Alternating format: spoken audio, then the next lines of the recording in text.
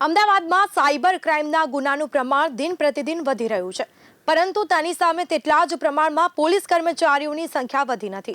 આનું સીધું પરિણામ એ આવ્યું છે કે સાયબર ગુનેગારોને વધુને વધુ બેખૌફ બન્યા છે અને તેઓની પોલીસની મર્યાદાની ખબર પડી ગઈ છે અને તેના જ લીધે તેમને ગુનાખોરીનું પ્રમાણ પણ વધી રહ્યું છે.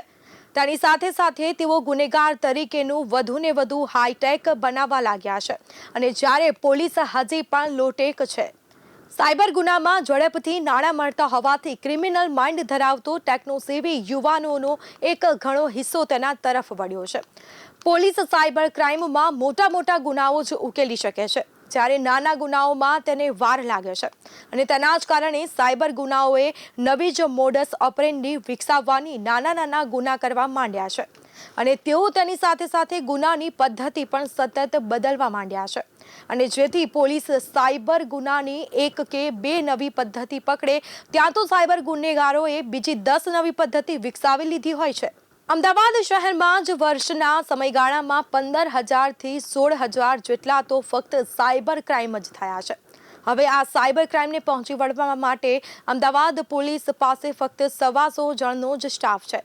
આટલું જાણીને જ કોઈ પણ સમજી જાય કે અમદાવાદમાં સાયબર ગુનેગારોને કેમ છૂટો દોર મળી ગયો છે. હવે આટલી ઓછી સંખ્યામાં પોલીસ હોય તો સાયબર ગુનેગારો પછી પકડાય કેવી રીતે? અને તેની તુલનાએ ક્રાઇમ બ્રાન્ચ હેઠળની અન્ય એજન્સીઓ જેવી કે સ્પેશિયલ ક્રાઇમ બ્રાન્ચ, એસઓજી, આર્થિક ગુના નિવારણ શાખા અને વિમેન ક્રાઇમ બ્રાન્ચમાં 500નો સ્ટાફ છે અને જ્યારે આ બધી જ શાખાઓમાં વર્ષ દરમિયાન 1000 ગુના પણ નોંધાતા નથી. આ બતાવે છે કે સંસાધનોની જરૂર ક્યાં છે અને ક્યાં ફાળવવામાં આવે છે. જ્યાં સૌથી વધારે ગુના નોંધાય છે ત્યાં સૌથી ઓછો સ્ટાફ છે અને જ્યાં સૌથી ઓછા ગુના નોંધાય છે ત્યાં સૌથી વધુ સ્ટાફ છે. આમ સ્ટાફની નહીં પણ યોગ્ય ફાળવણી કરવામાં આવતી નથી. અમદાવાદ ક્રાઇમ બ્રાન્ચના જોઈન્ટ પોલીસ કમિશનરના તાબા હેઠળ 5 મુખ્ય બ્રાન્ચો આવેલી છે. તેમાં special crime branch, cyber crime, SOG, EOW અને વિમેન ક્રાઇમનો સમાવેશ થાય છે. અમદાવાદમાં છેલ્લા કેટલાક વર્ષોમાં સાયબર ગુનેગારોમાં ધરખમ વધારો જોવા મળ્યો છે અને પરંતુ સ્ટાફની અછતના કારણે સાયબર ગુનાઓની યોગ્ય તપાસ થઈ શકતી નથી અને આના જ લીધે એક રીતે અમદાવાદમાં સાયબર ક્રિમિનલ્સને મોકળું મેદાન પણ મળી ગયું છે. સાયબર ક્રાઇમ વિભાગમાં માણસોની અછતના લીધે સાયબર ક્રિમિનલો માટે જાણે અમદાવાદ તે આંકડે દેખાતું મધ છે. આગામી દિવસોમાં અમદાવાદમાં સાયબર ગુનાખોરીનો આંકડો પ્રતિદિન 100ને વટાવી જાય તો આશ્ચર્યની વાત નથી. આ અંગે અધિકારીઓએ પણ જણાવ્યું છે કે સાયબર ક્રાઇમમાં કોઈ એક ગુનાની તપાસ ચાલતી હોય અને તેમાં પણ ગુનેગારો રાજ્ય બહારના હોય તો તેમને પકડતા અઠવાડિયા જેટલો સમય લાગે છે. હવે આવી એક તપાસ પૂરી થાય ત્યાં સુધીમાં તો બીજા ઢગલાબંધ તપાસ સામે આવીને ઊભી રહી ગઈ હોય છે. આ સંજોગોમાં દરેક ગુનાની તલસ્પર્શી તપાસ કરવી અઘરી પડે છે અને આમ સાયબર ક્રાઇમમાં ઓછી સંખ્યાની સીધી અસર તપાસ પર પડે છે. બીજા શબ્દોમાં કહીએ તો હિન્દી ફિલ્મના હીરો અને વિલન જેવી સ્થિતિ અહીં છે. હીરો એક હોય છે અને વિલનની સંખ્યા ઢગલાબંધ હોય છે.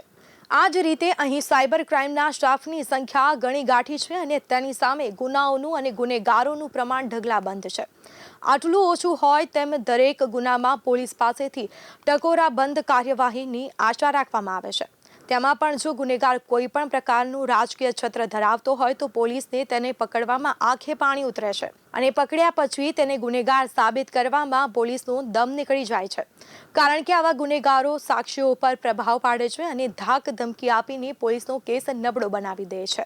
સાયબર ક્રાઇમમાં ગુનાની રકમ 5 લાખથી વધુ હોય તો તે સાયબર ક્રાઇમ વિભાગમાં દાખલ થાય છે અને જ્યારે તેનાથી ઓછી રકમવાળા છેતરપિંડીની ફરિયાદ સ્થાનિક પોલીસ સ્ટેશનમાં દાખલ થાય છે અને આને ધ્યાનમાં રાખીને દરેક પોલીસ સ્ટેશનમાં સાયબર ક્રાઇમ સેલ પણ ઊભો કરવામાં આવે છે. આમ છતાં દરેક પોલીસ સ્ટેશનને કેટલાક પ્રમાણમાં સાયબર ક્રાઇમમાં ફરિયાદો મળી અને તેણે કેટલા કેસો ઉકેલ્યા તેનો કોઈ પણ ડેટા હજી સુધી આપવામાં આવ્યો નથી. આ પ્રકારનો ડેટા હશે કે કેમ તે મોટો સવાલ છે. હાલનો જે ડેટા છે તે ફક્ત અમદાવાદ સાયબર ક્રાઇમ વિભાગનો જ છે. દરેક પોલીસ સ્ટેશનમાં નોંધાતી ફરિયાદનો નથી. હજી પણ જો તંત્ર ચેતશે નહીં અને અમદાવાદ સાયબર ક્રાઇમ વિભાગને પૂરતા પ્રમાણમાં સ્ટાફ નહીં આપે તો આગામી દિવસોમાં ફક્ત અમદાવાદમાં જ સાયબર ક્રાઇમના ગુનાનો આંકડો વર્ષે લાખને વટાવી જાય તો આશ્ચર્ય નહીં થાય.